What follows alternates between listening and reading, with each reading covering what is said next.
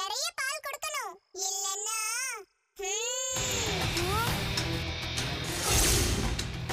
கணேஷா, இத பாத்தீங்களா? எல்லாத்தையும் நான் பார்த்துட்டு தான் இருக்கேன். இந்த எல்லா குழப்பமும் உன்னால தான் ஏற்பட்டுச்சு. என் வாகனம் எந்த தப்புமே பண்ணல. ஆனாலும் அவ்வளோ பால், அதுவும் சுத்தமான பசும்பாலுக்கு நான் எங்க போவேன்? அதெல்லாம் உன்னோட பிரச்சனை. வாக்கு கொடுத்தது நீ. கொடுத்த வாக்க காப்பாற்ற வேண்டியது உன்னோட பொறுப்பு. கணேஷா, இனி எல்லாமே உன் விதி போலதான் நடக்கும். கணேஷா!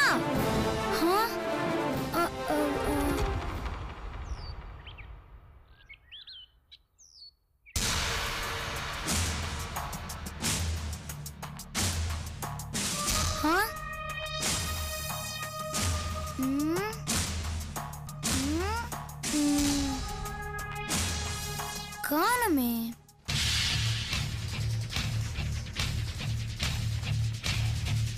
எங்க போச்சு அது?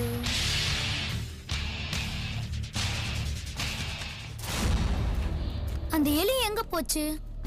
அது இனி வராதோ? ச்சே, கணபதியை நம்பலாம், ஆனா அவர் வாகனத்தை நம்பவே கூடாது.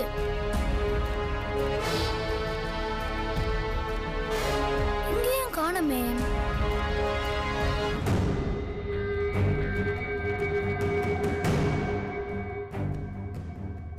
ராம், என்ன பண்ணிட்டு இருக்கீங்க நீ? இப்போ அந்த தாயத்தை தான் தேடிட்டு இருக்கியா? கிடைச்சதா?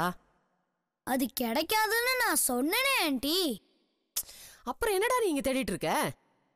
அந்த எலிய. என்னது, எலியா? ஆமா, கணபதியோட வாகனம் எலி. கணபதி வாகனமா? இங்கயா? ஆமா ஆண்டி, எனக்கு ஹெல்ப் பண்றதுக்காக இங்க வரேன்னு அது என்கிட்ட நேத்து ப்ராமிஸ் பண்ணிருந்தது. ஓஹோ, இப்ப கணபதி மட்டும் இல்ல, அவரோட வாகனமும் உங்ககிட்ட வந்து பேச ஆரம்பிச்சிச்சா?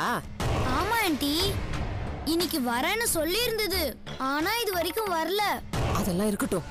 இப்ப அந்த தாயத்தை மேட்ற அப்பா கிட்ட எப்படி சொல்ல போற? தொலைஞ்சு போன தாயத்தை நான் எப்படி அவர்கிட்ட திருப்பி கொடுப்பேன்?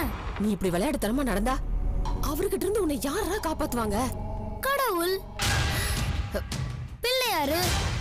இங்க பாரு, அப்பா கிட்ட பேசும்போது இந்த மாதிரி தத்து பித்துன்னு ஏதாவது பேசி உளறி கொட்டி வைக்காத.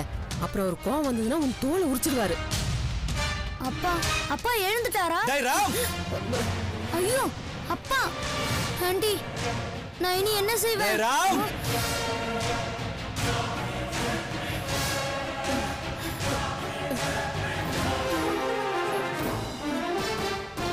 டேய், ஓடாங்க.